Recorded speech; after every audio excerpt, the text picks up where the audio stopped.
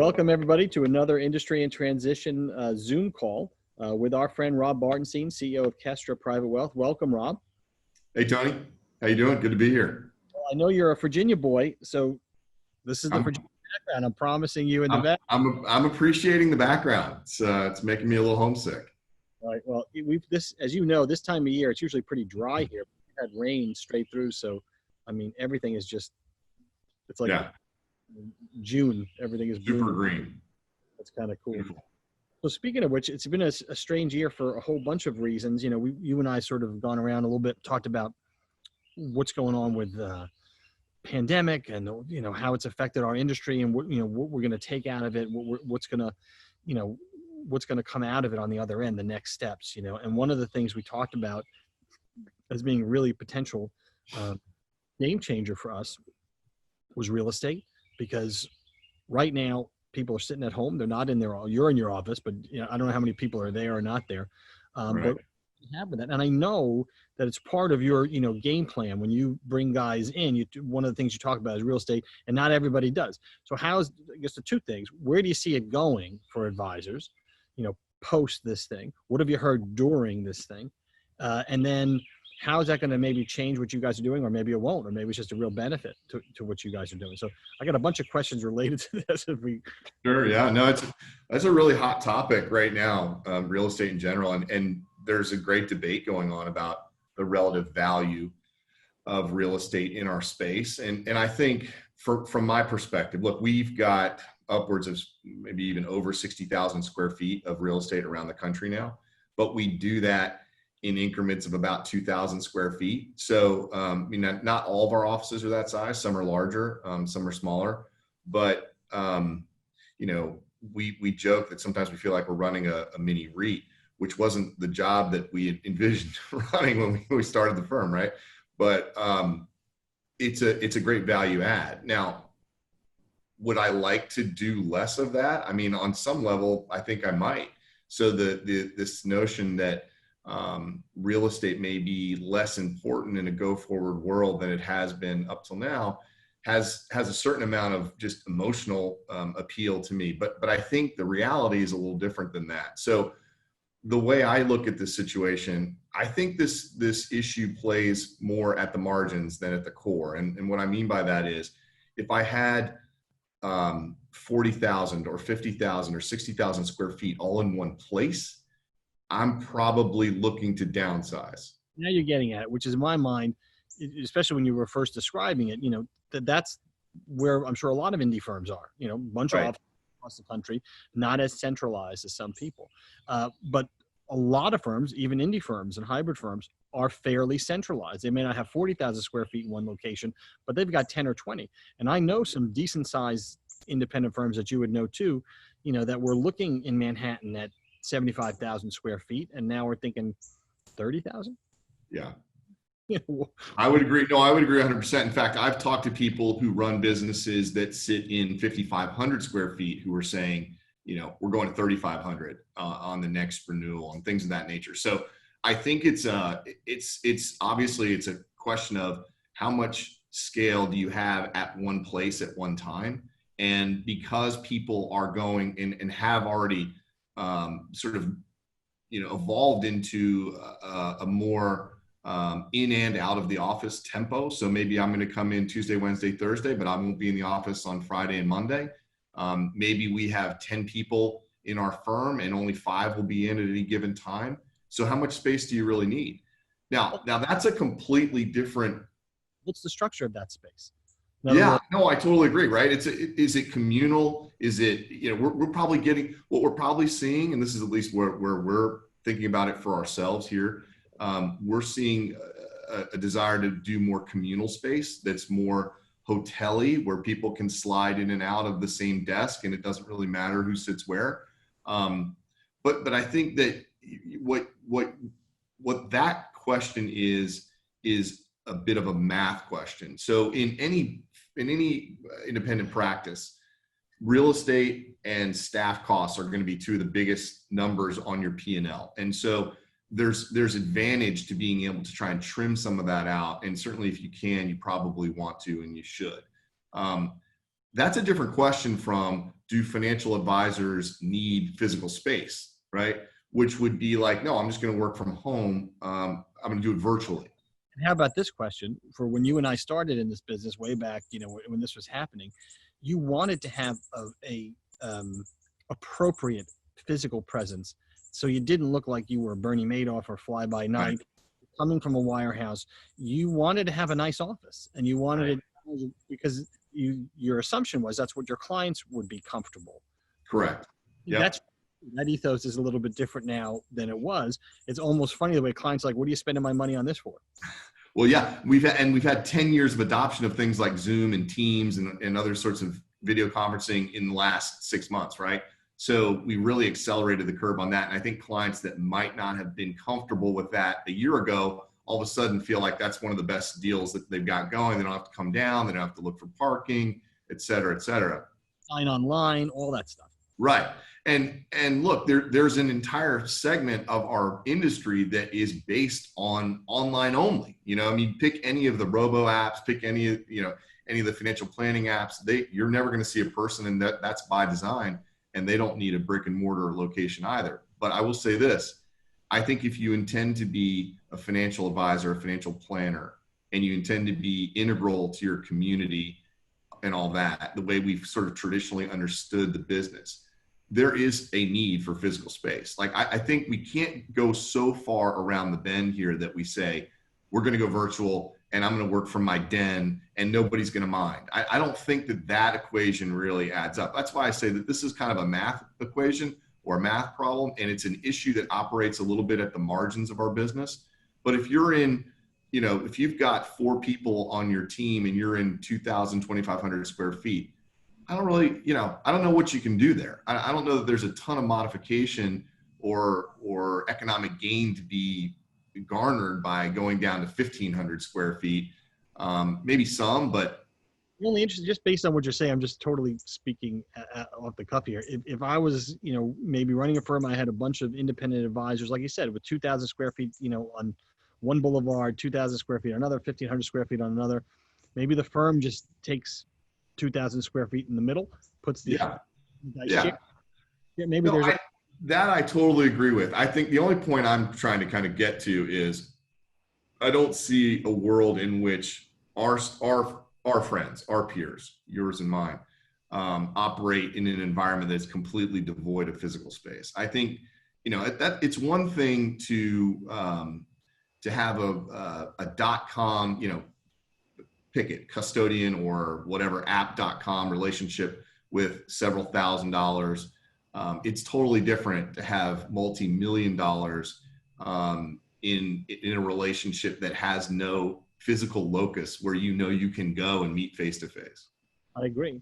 And so if I'm somebody coming from a wirehouse and I'm contemplating going independent, this is one of the discussions you have to have, because and that's a little bit different today than it was. I think it's got to be in the favor of your firm now than it was before, because a lot of people like a physical office. I like my branch manager maybe to neutral, or I like having the other folks in the office there because there's a woman down the hall. She's great with 401ks. There's another guy over there who does great with bonds. I just like having that. But the physical space is something that they want. So how do you talk to them about, well, now you're going to be on your own and you're going to have to deal with this physical space. Yeah. It's going to be a big expense. It's going to be. Yeah. And it's a big commitment, and it's also typically outside of their realm of expertise. I mean, you could have you'd be $1 million producer at Merrill with a 25-year career behind you and have never looked at a commercial lease in your life. That's not unusual at all. So what we do, our platform really rests on 4 pillars, and we call it full service independence. And what it means is you're the business owner, you're the 1099 business owner. The business is yours. It's your name, your brand, your logo, et cetera. But we're going to take care of the heavy lifting on real estate, technology, infrastructure, and compliance so that you don't have to do it. So the way it literally works with Kestra Private Wealth Services is we're going to say to an advisor who's in, Topeka, tell us the zip code that you want to be in. And then we're going to do a search for Class A real estate that fits their square footage requirements in that address or in that zip code in Topeka. That might be 5 places available. It might be 10. we'll send those to the advisor. They'll narrow down that list to the ones that they think they really are going to like, and they'll eliminate the ones that are obviously not a fit. You hook them up with like a real estate agent? We do it all. So we have a national search firm. It's a brand name real estate company that does the searches for us. And then we give them the list, and then they give us back their basically their redacted list. And then we fly out once we've signed a letter of intent, once we know we're going to do business together. We fly out and tour all those spaces, and then we go to the owners or the landlords of all of the space that we ultimately settle on, and we negotiate the lease on behalf of the advisor. We negotiate the TIs, the build out, the whole 9 yards, right? And so we put down all the deposits. We do all that stuff. So the lease is. Okay, so you're putting down the deposit as well, which is which is sometimes a lot of money. The lease is actually in our name on behalf of the advisor. So if you think about this from an economic risk standpoint, and look, it all stems from the same place, which is how do you get an advisor comfortable with doing something this different with all the attendant risks, right? And the way that we decided to do it was to say, well, we'll take that on. So we will own the lease, we will own the lease term, we will own all the deposits, and we have a project management team that does the build out. Now, none of our offices are the same, and we've got a couple of dozen around the country at this point. They all look different, and they're all a product of working with people who are going to work in those spaces. So we're coming to them and saying, hey, what do you like? You know, are you glass and tile? Are you mahogany and oriental carpets? Whatever, right? And then paint colors and tile colors and configurations and all that stuff, they're all different. But we're going to pay the rent into perpetuity on their behalf. So it's just like you have it at Merrill or Morgan or UBS or wherever you are. If there's a leaky pipe, you just call us and we get it fixed. If the garbage disposal stops working, which just happened yesterday, we're gonna have somebody come in and fix it. So you don't have to worry about it. You can just let us know and go back to doing whatever it is you want to do. Yeah, and I think that's part of the thing is being comfortable in the same way that you're comfortable now when you go independent. And you're not alone, right? So you're independent, but you're not alone. You're always going to be. I have a big wingman, at your beck and call who can come in and take care of any issues that that you need taken care of. Well, I think as we sort of said, going forward, we're going to keep some of the things that we had before that are traditional that we all like and need, but we'll accept some of these changes, as right. As they come, and we'll have to, and the smart advisors are going to have to incorporate that into their practice, whether it's Zoom meetings with clients who no longer want to drag their butts down to the office, or doing some of these in-person, pieces, as well. So yeah, it's totally true. Is there anything else that you could think of from it's a totally different experience to you. You've still been recruiting through all this stuff. Yeah, we just had the biggest quarter of our career, of our almost 10-year lifespan this past quarter, almost $1 billion of recruited assets coming over. So it's been busy.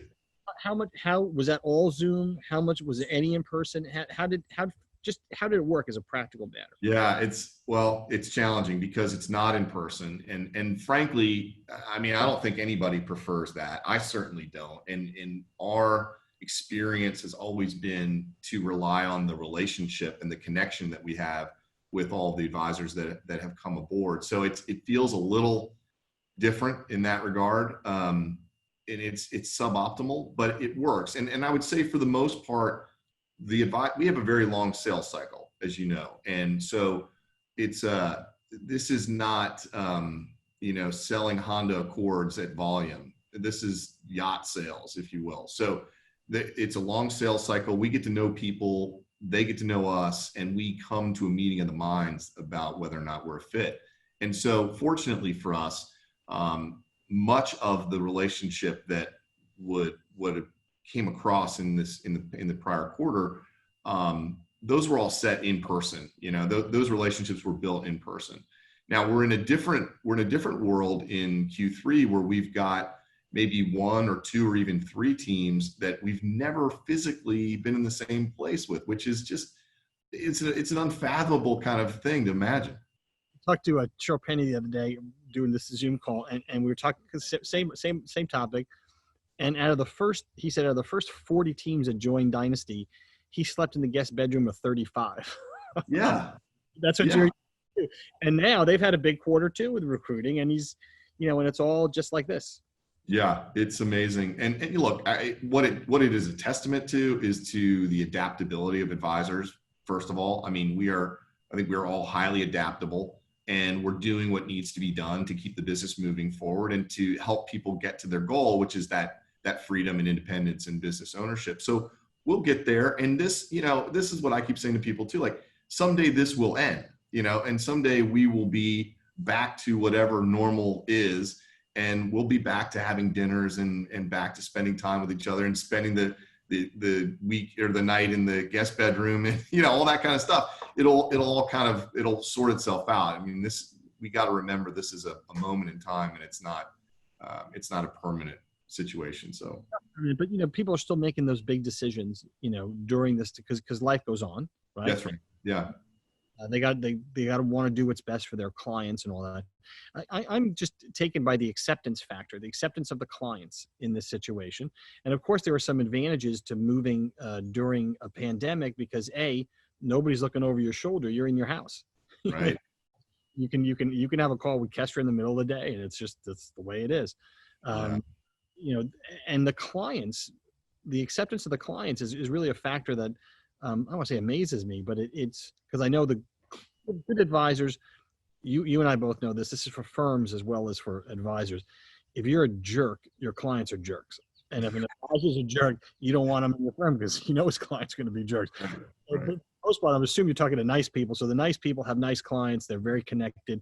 But still, I feel like, I don't know that I would have thought that everybody would have moved in a Zoom. Usually you do these things. There's a breakaway party in your office. You got champagne and the clients are coming in and they're signing documents. It's kind of a fun thing. It's different. It really is different. And again, I think that just speaks to the adaptability of everybody involved. I mean, we are all, I think, struggling to find a sense of normalcy amidst all of, what's gone on. And to be frank, I'm sure I didn't think that we would have the record quarter that we had in the middle of all of this. I would have been, if you'd asked me at the beginning, I would have said no chance, and that people will just kind of go into neutral. But to your point, being at home has done a couple of things. I think it has helped people, and this entire situation has caused most of us to be more reflective, and also to have the time, if you will, to be more reflective and to think about, okay, like, all right, I'm 52 years old. What am I going to do with the rest of this? What am I going to do? And what sort of personal and professional satisfaction, what sort of meaning for my life do I want to carve out in the time I have left? Feeling that in the calls you're getting? Yeah, absolutely. They're like maybe a little more reflective now than they were. You get a woman like, I've been thinking about my business lately, and yeah. No, the content of the conversations, it's not radically different, but it has definitely shifted to incorporate those elements where people are starting to say like, hey, this is my life's work, and I don't want to just do a sunset deal at Morgan Stanley where they tell me how it's going to be. And, and then I just disappear one day. They want to have some permanency. They want to have a lasting impact. They want to know what their legacy is going to look like. And look, this is why independence, this isn't just a unique Kestra Private Wealth Services issue. This is independence in general. This is part of the reason that independence continues to gain popularity, is because we are, as an industry, getting better and better at, number one, supporting businesses like this, but number two, helping people to understand the difference between doing it this way and doing it that way. And so once people's eyes are open to the possibilities of, selling my firm to another firm at some point, or acquiring another firm, or merging my business with another business, all the equity elements that we take for granted, but are totally different to people that have, like all of us, grew up in the cash flow world, the W-2 world of the wirehouses. Once we start to unpack those elements, I think it really opens people's minds. And in this environment where that personal and professional satisfaction, that sort of, that deeper meaning kind of thing is creeping in, that sort of stuff takes on a non-economic value that it may not have had before. And I think that that's a big driver in the successful conversations that we're having. That's really where people are focused. They're saying like, look, if everything else is equal on economics, that's the thing that really excites me. And that's great, because that's you and I both came into this with the desire to help people be business owners instead of being employees, right? And instead of being told just to row the boat, it's your boat, right? That was our mission. And so, and that continues on. And we're just passionate about that every day. Well, I think it's still an exciting time, obviously. We believe it or not, we're 20 minutes already. Wow. What didn't I ask you about that you wanted to talk about? Because we got on the real estate pretty hard. We can always do this again. But what do you want to talk about today that for people would be important? I think I kind of finished probably where I would have answered that question. But I think, our next conversation, I would look forward to talking to you about what does full service independence really mean? Because that's in the spectrum of independence, there are a lot of options and everybody does something really well. Just because we're a hammer does not make every advisor a nail. And we recognize that. We're selective. We know they're selective. But we do have a unique offering and we call it full service independence. And very often people are sort of confused by that. Like, how can you have it both ways? How can you have full service and independence? Well, I also think I'd like to sort of wrap that around maybe some challenges because our independence is going to have some challenges. There's challenges with diversity. There's challenges with new people coming into the business in general, trainees. Where are we going to get some of the stuff that we have? Scale, what is that going to mean even for a firm the size of Kestra, going forward with reg and stuff. So I'd like to hit some of the challenges too. And our next one would just sort of add on to that. Yeah, definitely. No, that'd be great. It'd be a great conversation. I think that what you and I can do for people is to have those more, interesting in-depth conversations that really bring value to people who are looking at this from arm's length and saying like, is this for me? Is this kind of concept for me? Anything we can do to help people down that path and to gain better understanding is worth the effort. Great. Hey, Rob, thanks a lot. Appreciate you being here. Thank you, Tony. Good talking with you.